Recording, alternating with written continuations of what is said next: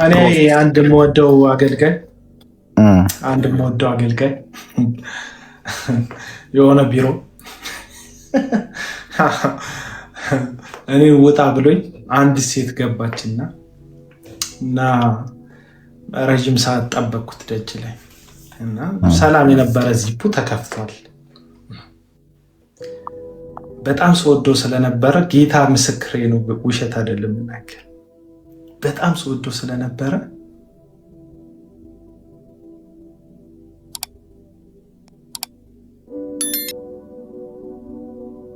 አሁንም ነጠላውን ክሬት ያደረጉት ቤተክርስቲያን እንደዚህ አይነት ቤተክርስቲያን እሱና ሚስቱን አንድ ኢንተርቪው ላይ ማይቼ በስመ አብ ወወልድ ወመንፈስ ቅዱስ አሐዱ አምላክ አሜን ያልኩት አንድ ኢንተርቪው ላይ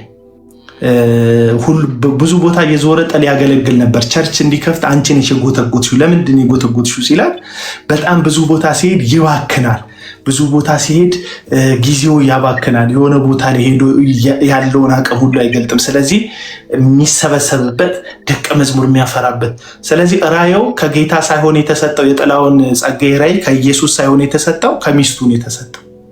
ከሚስት በተሰጠ ራእይ ቤተክርስቲያን አይተከልም። ለምን ስትለኝ ኢንተርቪው ተጠይቆ ማን ነው ፓስተር ካሳሁን ጋር ቀርቦ አንድ ቀን ተጠይቆ ኢንተርቪው ሲደረግ ለቤተ ክርስቲያን የመትከል ሀሳብ አለ ወይ ሲሉት ጌታ ቤተ ክርስቲያን ትከል አላለኝም ብሏል።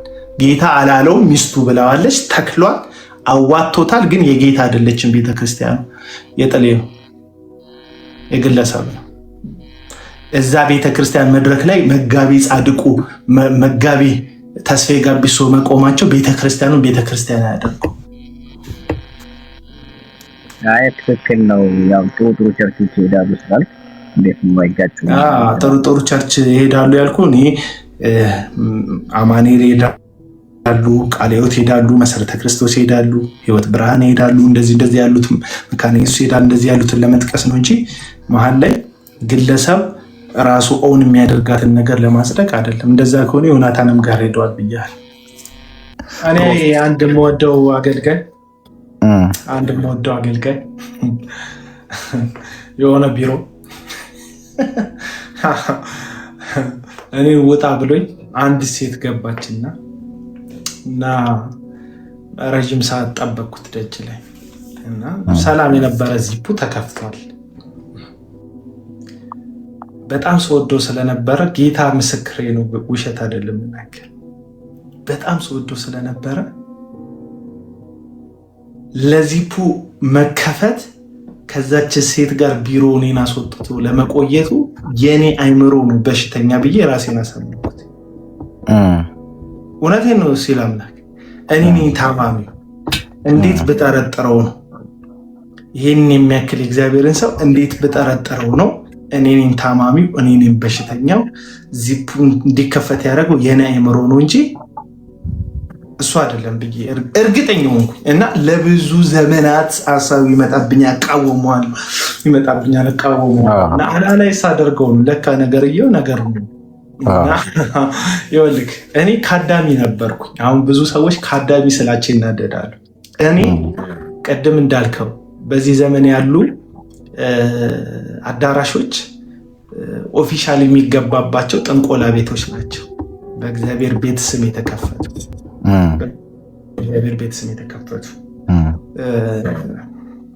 እና ህጋዊ ነው። ትሄዳለህ እንዳልከው ጠንቋዩ ጠንቋይ አይደለም የሚባለው ነብይ ነው ስሙ። የሚካድሙት ሰዎች እንግዲህ ምዕመናን ነው የሚባሉት፣ ግን ካዳሚዎች ናቸው። አይናቸው ቢያይ ያረደ ቢያዩ እየደፈረ ሰው ቢያዩ የነሱን አይን ይጠረጥሩታል እንጂ የሱን መልካምነት የሱን ጻድቅነት መካድ አይፈልጉ። ለምን ስትል ማኑፕሌት ተደርጓል።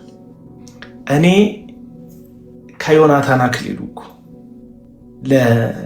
እንደዚህ እውነታውን ሳውቀው አሁን የምታውቁት አቡናን ክሬት ለማድረግ ወይም አሁን የምታውቁት ቦልድ የሆነ በማንም ምንም በቃ እግዚአብሔር ልጅ ኢየሱስ እግዚአብሔርን መደገፍ ስጋ ለባሽን መደገፍ ምርኩዝ ማድረግ መጽሐፍ ቅዱስ አይደለም ብዬ ማንም አብሮኝ እስካይሆን ድረስ ብቻዬን እስክቀር ድረስ ለእውነቴ ብታሰርለት ምሞትለት እውነቴን ይዤ ጸንቼ እንደ እግዚአብሔር ጸጋ ምህረት የቆምኩት ለ3 ወር ታምም ያለው ታውቃላችሁ።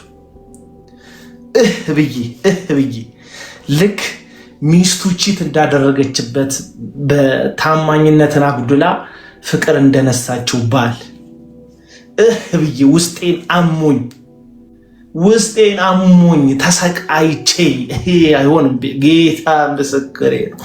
አሁን ነፃ ስወጣ መጨረሻ እኔ ዮናታን አክሊሉ ለመናገር እኮ ከቸርቹ ከወጣው በኋላ ለወራት ስለ ዮናታን አልናገርም። ቸርች መሄድ አቁሜያለሁ፣ ግን ምንም አይደለም። አንድ ቀን እዩ ጩፋን ስናገር ዮናታንም እኮ አላሉኝ እንደተለመደ አፌን ሊያዘጉኝ ማለት።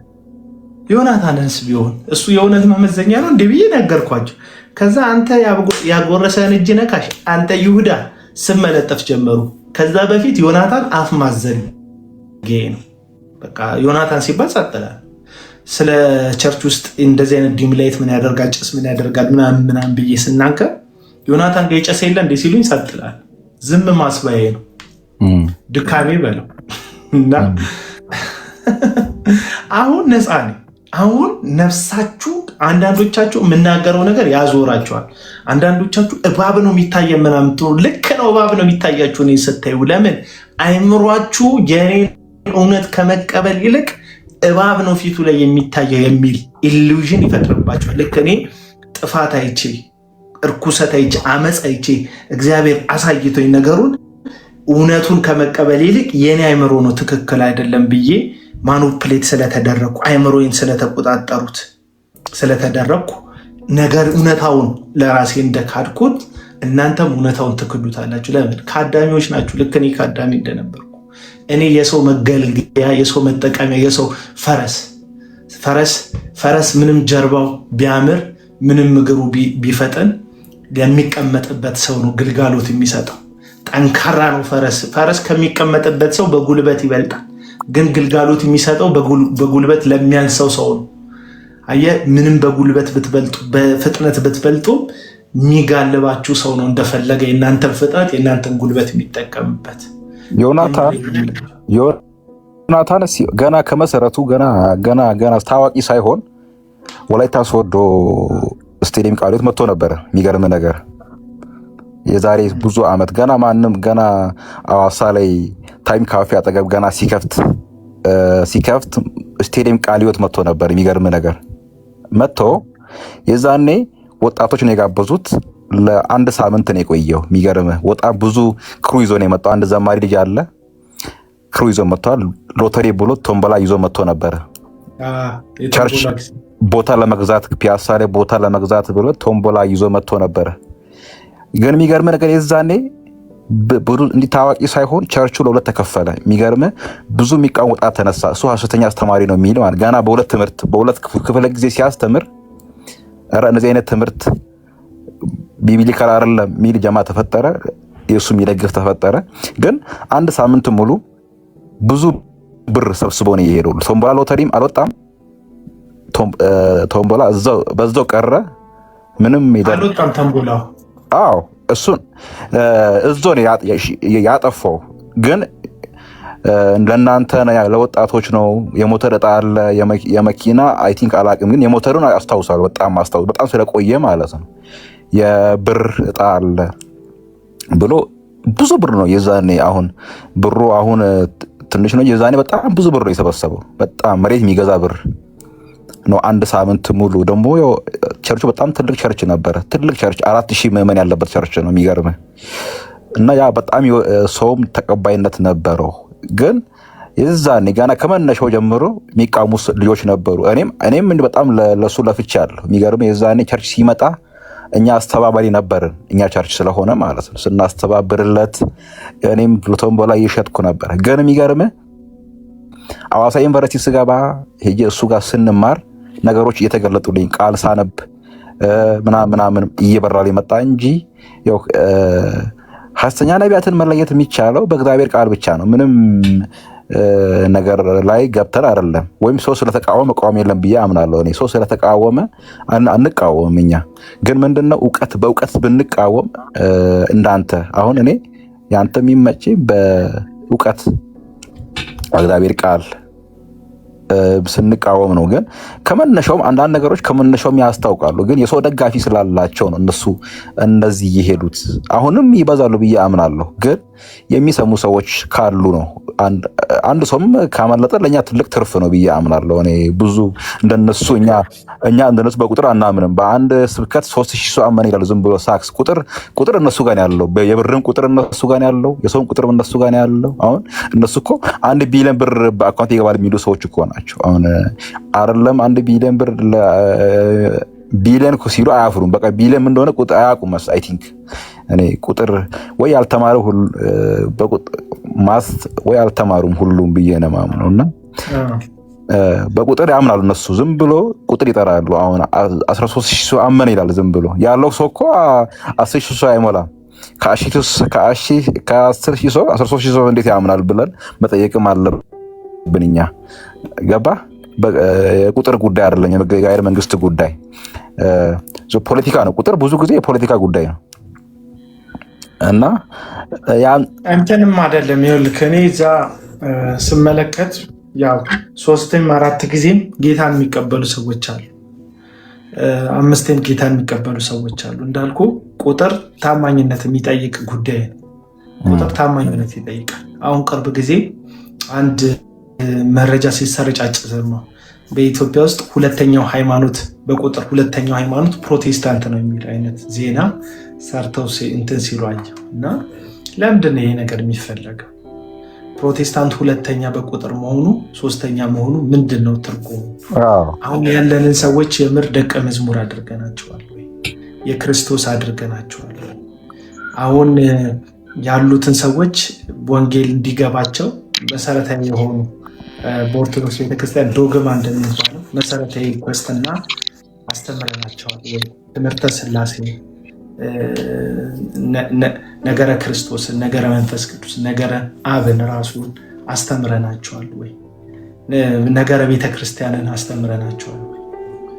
እና በጣም ብዙ መሰረታዊ ጉዳዮች ላይ መስተካከል ያለበት ቤዝመንት መስራት ያለብን ሰው በቃሉ ደስ እንዲለው ልክ መዝሙረኛው ዳዊት ብዙ ምርኮ እንዳገኘ ሰው በቃልህ ልቤን ደስ አለው እንዳለ ብዙ ምርኮ እንደሚያገኝ እንደ አንድ ተዋጊ ወታደር ደስተኛ ልክ ሎተሪ እንደደረሰው ሰው ወይም ዕጣ እንደወጣለት ሰው በእግዚአብሔር ቃል ደስ የሚለው ማህበር እንድንፈጥር ከነገሮች ይወጣል። አሁን ሁሉም ነገር ዲፔንድ የሚያደርገው እኛ ላይ ክርስቶስ ማዕከላዊ አይደለም። ቀድሞ ኢየሱስ ብቻ ክርስቶስ ብቻ የሚል ትምህርት የነበረው ቤተ እምነት አሁን እኔ ብቻ ሆኗል። ከክርስቶስ ብቻ ወደ እኔ ብቻ በልተናል።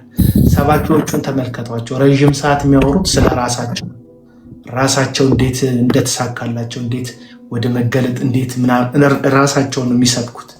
ጄፒኤስ ብትሄዱ 45 ደቂቃ ከሰበከ 25 ምናምን ደቂቃው ስለሱና ስለሱ ገጠመኝ ነው የሚወራው። ሌላውም ዮናታንም ጋር ብትሄዱ ከቃሉ በላይ ዮናታን ነው የሚሰበካችሁ። እነ ታምራት ታረቀኝ ጋር ብትሄዱ እነ ታምራት ታረቀኝ ቃሉን ከሚሰብኩት በላይ ገጠመኞቻቸውን የሚያወሩትን ነው የምትሰሟቸው። ኢየሱስ ብቻ የሚለውን ትምህርት እንኳን በትክክል አልኖር ነው። ኢየሱስ ማዕከላዊ ጉዳያችን አይደለም። ማዕከላዊ ጉዳያችን እኛ ራሳችን ነን። ትንቢት የሚናገረው ስለኛ ነው። የምንሰበከው ስለኛ ነው። እኛን በተመለከተ ስኬታችንን፣ ድላችንን በተመለከተ ጎረቤትሽ አስደግማብሻለች፣ ከዚህ ያለፈ ነው ክርስትና። ከመተትን ለመፍታት ብቻ የመጣ እንዳይመስል ኢየሱስ ክርስቶስ የእግዚአብሔር ልጅ እንድትሆን የልጁ መልክ በህይወት እንዲገለጥ ጽድቅን ብርሃን እንድታበራ መከራ ቢመጣ እስከ ሞት ድረስ የታመንክ እንድትሆንለት የሚያደርግ የሚያጸና ትምህርት በውስጥ እንዲገባ ነው። አሁን ድንገት ማዕበል ቢመጣ፣ ድንገት ወጀብ ቢመጣ፣ ድንገት ክርስትና ቢሰደድ የትኛው እምነት ውስጥ ያለ ማህበረሰብ ይጸናል? ፕሮቴስታንት ብዙ ፕሮቴስታንት እስከ ሞት ድረስ ይታመናል? አይመስለኝም። ምክንያቱም መስቀሉን መስበክ ትተናል። ስለ ኢየሱስ መሞት ክብር እንደሆነ ማውራት ትተናል። አገልጋዮቻችን ባይነግሩንም የዚህ ዓለምን ነገር ማሳካት እንደሆነ ስብከት ህይወታቸው ይነግረናል። ኤክስትሪምሊ ውድ የሆነ መኪና ሲነዱ ስናያቸው፣ 3-4 ቤቶች ሲገዙ ስናያቸው፣ ቅንጡ መኖሪያ ቤቶችን ቅንጡ ነገሮችን ሲሰበስቡ ስናያቸው ስለሚመጣው ስለ ኢየሱስ ከማሰብና ኢየሱስ ይመጣል ከሚለው እውነት የበለጠ እነዚህን ሰዎች በሚቀጥሉት ዓመታት ውስጥ እነዚህ ሰዎች የደረሱበት ቦታ ስለመድረስ ነው የምናስበው። የሚገርምህ መሰለህ እኔ እነሱ ጋር በጣም ሎጂካሊ እንዲሁም እግዚአብሔር ቃል የሰው እድሜ 70-80 ከዛ ቢኖርም የድካም ኑሮ ነው የሚኖረው ይላል። እኔ የሚገርምህ ነገር በ70 ዓመቱ እዛ ሄደው ትባረካለህ ሲባል አሜን ይላል። አሁን እሱ ቢባረክ አሩምባ ምናምን ያለውን ሰው እያላየው አሩምባ ቴንክ ዩ እሱ አንደኛው ነው። ሺህ አለ እንደዚህ አይነት ሰው እሱ እንዲሁም በጣም ፓብሊክ ፊገር ሆነ ወጥቶ ነው። እኔ በጣም እኮ ለመቆም የሚታገለው ሰውዬ እግዚአብሔር በገንዘብ ይባርክሃል ሲል አሜን። እኔ ወጣቱ እንዲሁም ይበል እኔ ወጣቱ ስሜታዊ ሆኖ ብያቃለሁ። ግን በ70 ዓመቱ በ80 ዓመቱ ሄዶ የማንም ዱርዬ መጫወቻ ሲሆን እኔ በጣም ነው የሚያሳዝነኝ። በጣም ያሳዝነኛል በአንድ በኩል። ሌላ በኩል ደግሞ በሌላ በኩል ምንድነው እውነትም ይሄን ነገር አግኝተዋል ወይ ያገኛል ወይ? ሁሌ ነገ ያንተ ቀን ነው ዛሬ ያንተ ቀን ነው ሲባል ለምን ትላንትና ለምን አልሆነልኝም አይልም። ሰው እኮ ጥያቄ ምን እንደሚያስነኩም አይገባኝም ለኔ። ስለዚህ እነዚህ ሰዎችን እንዳልክ ጥያቄ ልጨርስ እያለ ነው። ቀጥላለን እናንተ ሳላል ጥያቄውን አንዴ ጨርስ እንዳልክ ምን ቀራ? እሺ ሁለት ጥያቄ ይገረኛል። እሱ ንገረኝና እንዳልኳችሁ በስደተኛ ካምፕ ነው ያለው ሳይ ይገረብሽ እንትን ያለው ኡጋንዳ ነው ያለው አይደለም ወይ? ዱባይ ነው። እሺ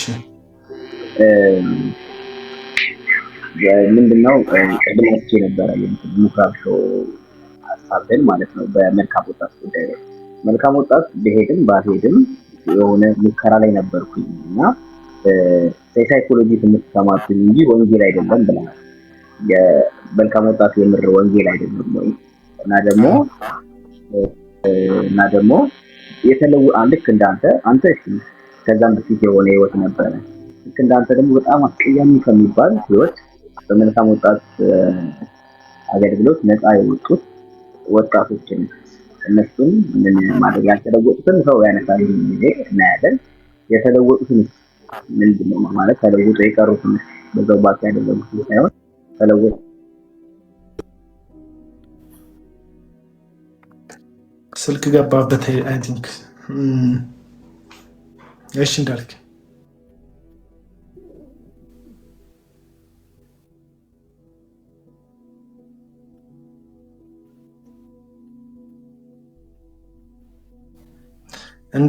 ጨርስ ሀሳብህን። ይሄ ነው ሀሳቤ አቤላ። ስለተለወጡ ልጆች ምን ትላለህ? እና ደግሞ ወንጌል አይደለም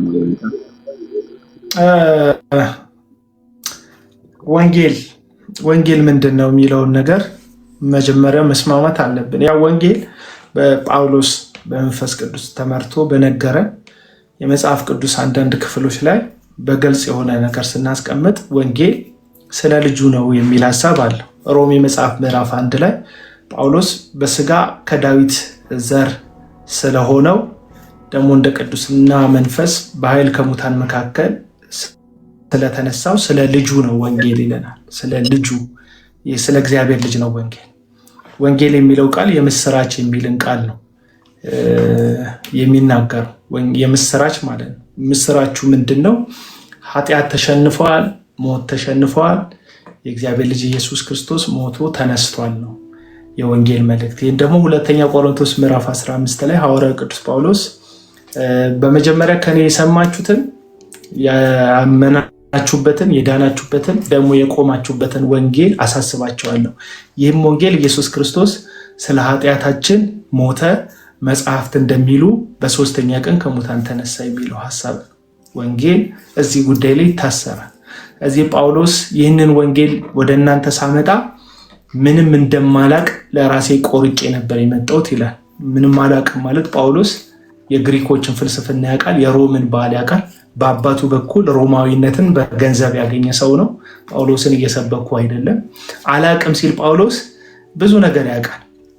ቲቶ መጽሐፍ ላይ ለቲቶ የጻፈለት መልእክት ላይ የቀርቴስ ሰዎች ነውረኞች ወይም ባለጌዎች ናቸው ብሎ የራሳቸው ሀገር ባለቀኔ በቀኔው ጽፏል ብሎ ቀርጤስ ያሉ ሰዎች ምን አይነት ነውረኛ እንደሆኑ ኮት የሚያደርገው ከመጽሐፍ ላይ ነው። የነሱ ባለቅኔ ሰው የጻፈውን መጽሐፍ ኮት አድርጎ ሲናገር ታያለ። ምን ያህል በንባብ የዳበረ በእውቀት የዳበረ ሰው እንደሆነ ታያለ። ፈሪሳዊ ነው። ስለ ሕግን ጠንቅቆ ያውቃል። የሕግ ትምህርት ቤት ደግሞ የገማልያል እግር ስር ነው ቁጭ ያለው። ሌላ ነገር ሳላቅ ይሄን ነገር እንዳቆርጬን የመጣሁት ወደ እናንተ ስለ ግሪክ ፍልስፍና ላወራችሁ ወይም በሚያባብል ቃል እንተልላችሁ ሳይሆን የእግዚአብሔር ጥበብና ኃይል የሆነውን ኢየሱስን ልገልጥላችሁ ነው የመጣሁት ብሎ በቆሮንቶስ መልእክቱ ላይ ይናገራል። ስለዚህ በአንደኛ ደረጃ ወንጌል ራስን ቀላቅሎ አለማስተማር ነው የወንጌል ትምህርት የሚጠይቀው ከአንድ ሰው ማለት ነው። ጳውሎስ ራሳችንን ቀላቅለን አልነገርናችሁም ይላል። ራሳችንን ለእናንተ ባሪያ ወይም ሎሌ አድርገን ስለ ክርስቶስ ሎሌ አድርገን አገለገልናችሁ ይላል። ራሱን አለቃ ወይም የበላይ አድርጎ ሳይሆን ስለ ወንጌል ሎሌን በሎሌነት መንፈስ እንዳገለገለ ይናገራል። ስለዚህ ወንጌል በዚህ መስመር ትስማማለህ? በዚህ ሀሳብ ወንጌል በሚለው ሀሳብ ወይም ሌላ ሀሳብ ካለ እንዳልክ ወንጌል በሚለው ሀሳብ ያስማማናል። የወንጌል ሀሳብማ እሱ ያስማማናል። ግን ያው ወንጌል ስለ እግዚአብሔር ልጅ ስለ ኢየሱስ ክርስቶስ ነው። ወንጌል ይመስላል። ግን ምንድነው አሁን ለምሳሌ አንድ ትምህርት አለ መልካም ወጣት ላይ ዩኒቨርሲቲ ያለው ዶርም ውስጥ የተማረው የተማሩት ምርጫና ውሳኔ የሚልና ያ ከብኩርናውን ስለሸጠው ስለ ያዕቆብና ስለ ኤሳው ያስተምራል። ከእግዚአብሔር ቃል የሆነ መሰረትን ያደረገ ከእግዚአብሔር ቃል ከመጽሐፍ ቅዱስ መሰረትን ያደረገ ትምህርት ለወጣቶች ይሰጣል። ለለውጥ ነው። ያ ወንጌል አይደለም ልንል እንችላለን። አዎ ይኸውልህ ስለኔ አይደል የጠየቀኝ። እኔ 2010 ነው የሄድኩት የተማርኩት። 2 የእግዚአብሔር ቃል አልተማርኩም በጊዜው 2 የእግዚአብሔር ቃል አልተማርኩም። ሁሉንም ያስተማረ መልካም ወጣት ማለት አላማ እንትን ያለው በጣም ዶ ከዛ በኋላ ዞር ብዬ ስመለከት ያው እኔ በሱስ ተይዤ ነበር የሄድኩት። ያው ከሱስ ለመውጣት እየታገልኩ በነበረበት ሰዓት ነው የሄድኩት።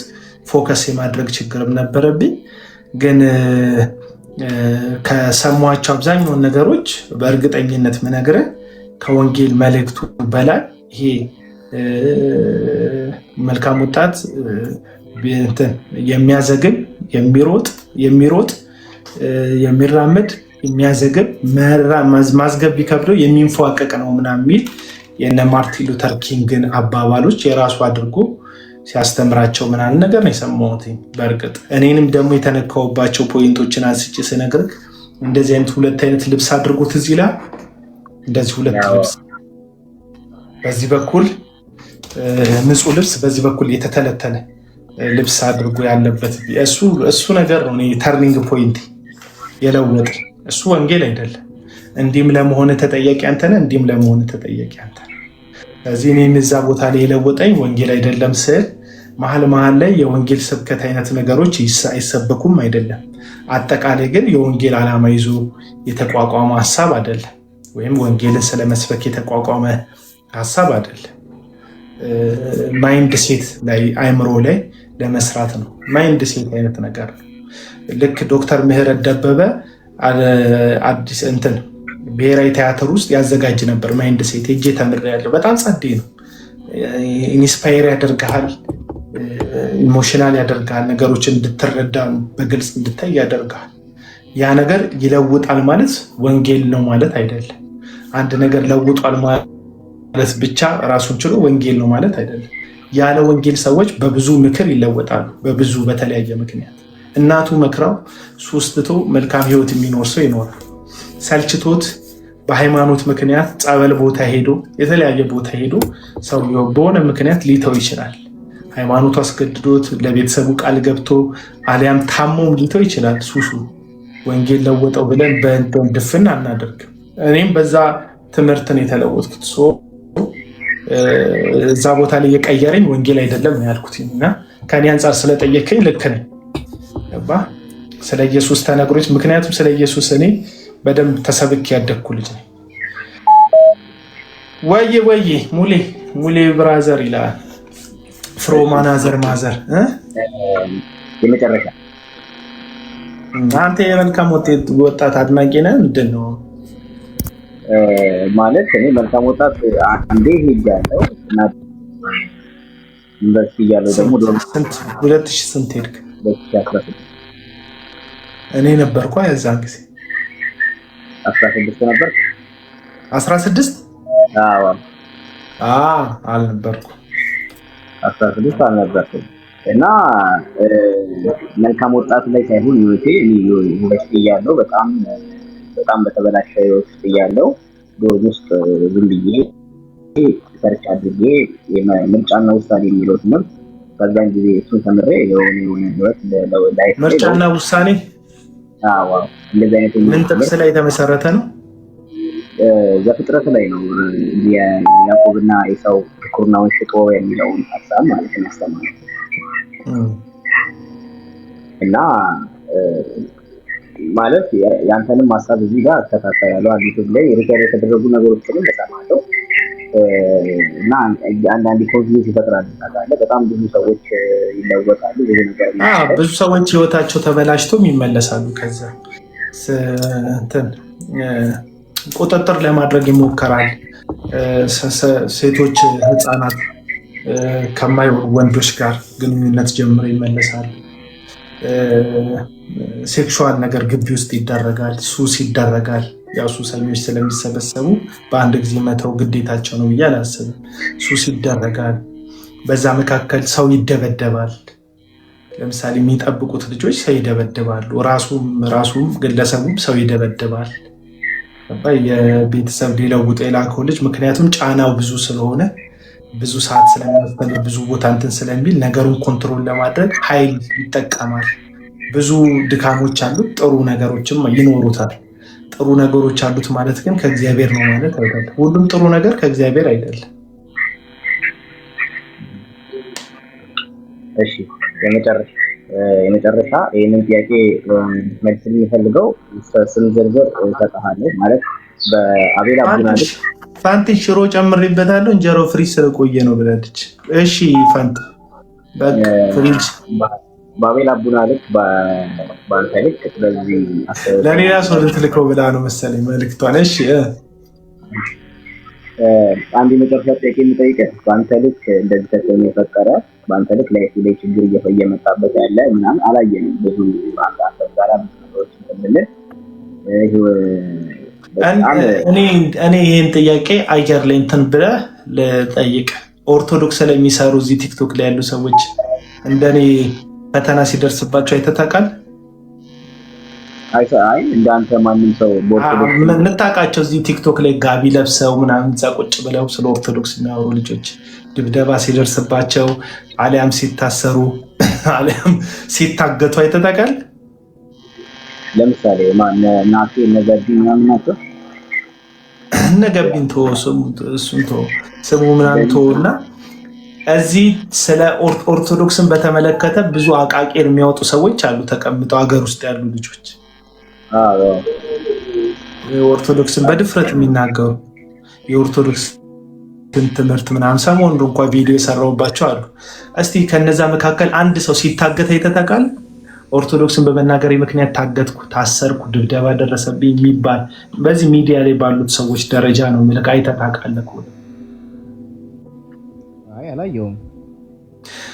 ስለዚህ ይሄን ጥያቄ ለአማኞች ልተው፣ ለወንጌላውያን አማኞች እዚህ አልዳኑም ብላችሁ የምታስቧቸው ጌታን አያውቁም ብላችሁ የምታስቧቸው የጌታን ክብር ለመላእክትም ለስዕላትም ለተለያየ ነገር ሰጥተዋል ብላችሁ የምታስቧቸው ኦርቶዶክሳውያን በዚህን ያክል ደረጃ ሚዲያ ላይ የተዘለፉ አቃቂር እየወጣባቸው አሁን በምናውቀው ደረጃ ታዋቂ በሆኑ ደረጃ ይሄ ኦርቶዶክስ ላይ ቅበተ እምነት እንሰራለን በሚሉ ሰዎች ደረጃ እገታ፣ ጠለፋ፣ እስርም ደርሶ ካላወቀ ድነዋል የሚባሉ ነቢያት የሚባሉ ሰዎች በነቢያት በሚባሉ ሰዎች እገታን፣ እስርን፣ የሞት ፍርሃትን፣ ማስጨነቅም ለምንድን ነው አቤል አቡና ላይ የሚደርሰው? አቤል አቡና ላይ የሚደርሰው ለምንድን ነው የሚደርሰው? ሳናቅ ጨለሞ እኛ ጋር ነው እንዲህ ያለው እኛ ቤት እዛ አለ ብለን የምንለው ጨለማ እዚህ ሙሉ ለሙሉ አለ ማለት ነው። እናንተ የምትሏቸው ነቢያቶች እውነት የዳኑ ናቸው ማለት ነው። ስለዚህ ይሄንን ጥያቄ ልጠይቃችሁ እፈልጋለሁ። እዚህ ውስጥ ያላችሁ ሁላችሁ ነው ለሁላችሁ ይሄን ነው ምላችሁ። እንደምታውቁት ኦርቶዶክስ በጣም ብዙ ሚሊዮን ህዝብ የሚከተለው ቤተ እምነት ነው። ገባ ለሃይማኖታቸው ቀናይ የሆኑ በጣም ብዙ ሰዎች አሉ። ሁሉም ኦርቶዶክስ በጣም ንጹህ ነው ጽዱ ነው ምናምን እያልኩ አይደለም። መከራ የደረሰባቸው ሰዎች ትኖራላችሁ። ግን እኔ ሚዲያ ላይ እንደኔ ፊቱ እያሳየ እኔ ሐሰተኛ ነቢያት እንደምቃወሙ ኦርቶዶክሳውያንን የሚዘልፉ የሚተቹ አንዳንዱም አጓጉል ንግግር የሚናገሩም ሰዎች አሉ። እነዛ ሰዎች ላይ እኔ ላይ እንደደረሰው ደርሶባቸው ያውቃሉ ወይ? ይሄ አሁን ለትምክት አይደለም የምነግራችሁ። አትሊስት ግን ኦርቶዶክሳውያን የተሻለ ልበሰፊነት ከሐሰተኛ ነቢያቶች የበለጠ አላቸው። ኦርቶዶክሳውያን ከሐሰተኛ ነቢያት በተሻለ በሐሰት ክስ ሰውን ላለመክሰስ የተሻለ ልብ አላቸው። ይህ ልነግራቸው። እኔ አሁን ኦርቶዶክስን ጥሩ ነገር ስናገር የሚደብራችሁ ሰዎች አላችሁ። አይደለም አንተን አይደለም እንዳልክዬ አንተን አይደለም እኔ ያው አያገባኝም። ወደዛ አይደለም ስለኛ ቤት ነው ሀሳቤ እና አንተ ሌላ ጥያቄን ጠይቀኝ። እሺ አንተ አለ በአንተ ልክ እንትን ያለ ቅበተ እምነት ላይ የሰራ በአንተ ልክ ተጽዕኖ እንትን ያለበት የለም። ትንሽ ኤሊያና አለች ሴቷ፣ እሷም ሀገር ውስጥ አይደለችም፣ ግን እሷም እያወጣችው ያለችው ነገር በጣም አስገራሚ ነገር ነው እና ይህንን ጥያቄ አንተ እንድመልስልኝ እፈልጋለሁ። ሪከርድ ብታደርጉት ደስ ይለኛል። እንትን ሰጣለሁ አቀርብልሃለሁ። ነቢያቶች ናን የሚባሉትን በአንተ ምልከታ ትጠራለህ። ሐሰተኛ ነው ሐሰተኛ አይደለም ትለኛለህ። ሁሉንም በቀጥታ እኔ ነብይ አልቀበልም። ስለዚህ ሁሉም ሐሰተኞች ናቸው ለአንተ። ነብይ የሚባል ስም ነብይ የሚል ስም ያንጠለጠለ ያው ማይገባውን ስም ካንጠለጠለ ልክ አይደለም ሰውየው። ግን ትክክለኛ አስተማሪ ሆኖ ነብይ የሚል ስም ያንጠለጠለ፣ መጋቢ ሆኖ ነብይ የሚል ስም ያንጠለጠለ በጣም ብዙ ሰው አለ። ስለዚህ ነብይ ከሚለው ስም ነው ችግርህ ማለት? ነብይ ከሚለው ስም አይደለም ችግሬ። ነብይ ከሚለው ስም አይደለም ችግሬ። ትክክለኛ ነብይ ስለሌለ ነው። አንዳንዶቹ ጤነኛ አገልግሎት እያገለገሉ ግን ትክክለኛውን ያልሆነ ስም ነው የለጠፉት።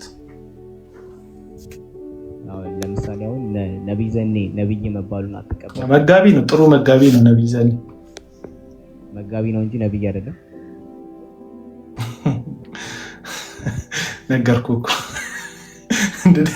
እኔ ልክ እንዳልክ እኔ ልክ በዚህ ምድር ላይ የትኛውም አይነት ደጋፊ ያለው ሰው አልፈራም። የምፈራው አንደኛ የራሴን ድካም ነው። ደክሜ ማይሆን ስህተት እንዳልሳሳት ራሴን ነው የምፈራው። ለዛ ደግሞ ጸጋው ያግዘኛል።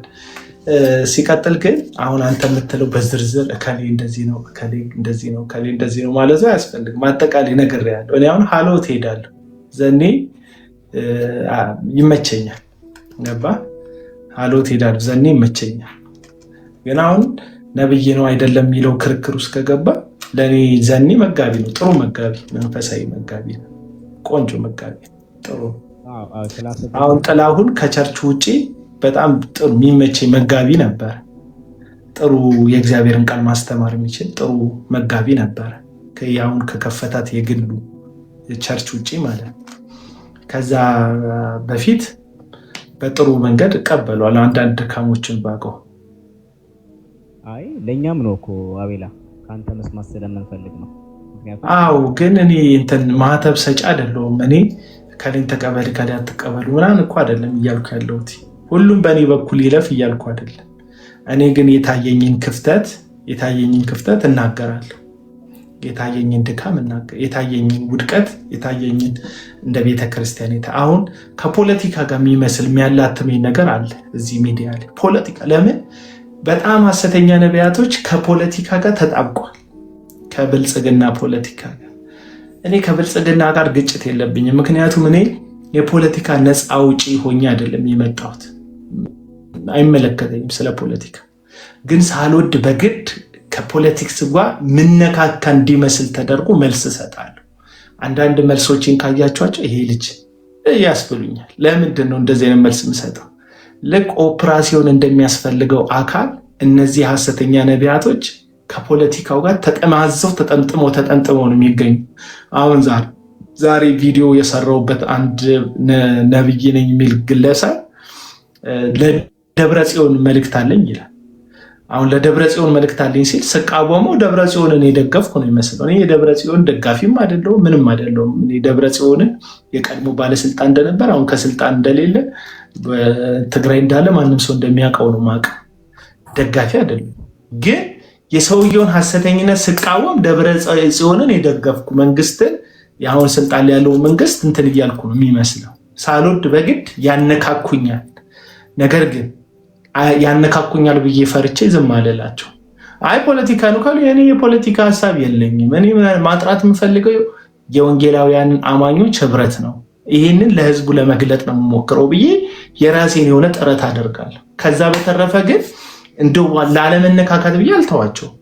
ተጠምልልሃል፣ ፖለቲካ ጋር ነካሃል፣ በቃ እንደፈለክ አድርገህ ስለ ቤተ መንግስት ጥሩ ትንቢት ተናገር። አንተ ስለ ቤተ መንግስት ስላወራክ አይነኬ የምትሆንበት ምንም ምክንያት የለም። ስለ ጠቅላይ ሚኒስትር ዶክተር አብይ የፈለግከውን ጥሩ ነገር ተናገር። ጉዳዩ ስህተትና ሐሰት እንደሆነ ከተመለከትኩ እንደ እግዚአብሔር ቃልና በራሴ እውነታ አብይን አሞግሳልና ዝም አለለ። ይሄንን በግልጽ ነው። አዳነች አቤቤን አቆላምጣህልና ዝም አለለ። ሐሰተኛ ነቢይ ሆነህ ማለት ነው። መልእክት የሐሰት በእግዚአብሔር በአምላኬ ስም የተዋሸ ከሆነ እንደው ከፖለቲካ ጋር ይሄ ጉዳይ ያነካካኛል ብዬ አልንቀጠቀጥልህ፣ እናገራለሁ። ከዛ የሚመጣ ነገር ካለ እንደው ስጋት ከሆንኩኝ መታሰር ይችላል። ችግር የለው። 3 እንትኖች አሉ ብለናል። ዛሬ ከአንድ ወንድም ጋር ስናወራ የሆነ ነገር አስታውሰን ታስሮ የተፈታ የሚታሰርና የታሰረ ነው ያለው። ህዝብ በ3 ይከፈላል። በምን ትለያለህ? በእግዚአብሔር ቃል። ለምሳሌ ሐሰተኛ ነቢያት ስልጣን ላይ ያለን ባለስልጣን አይገስጹ፣ ውሸታም ስለሆኑ። ለምሳሌ እውነተኛ ነቢይ ስለነበረ መጥምቁ ዮሐንስ ንጉሱ የወንድሙን ሚስት ቀምቶ ሲያገባ ገሰጸው። እውነተኛ ነቢይ ኤልያስን ተመልከቱ ከብሉይ ኪዳን። እውነተኛ ነቢይ ስለሆነ ደሜ አዱኝ ይላል። ደሜ ናፍ ቢሆን እኮ ጥሩ ነው፣ ግን አይደለም። ለምሳሌ መጥምቁ ዮሐንስ ኤልያስን መጥቀስ ይቻላል። አክዓብን ፊት ለፊት ነው፣ ኤልዛቤልን ፊት ለፊት ነው ትንቢት። ኤልዛቤልን ውሾች ይበሏታል ብሎ ትንቢት ተናገረ። አይፈራም። ሊገሉት ሲሉ ሸሽቶ አመለጠ። ፊት ለፊት ናቸው የሚናገሩት።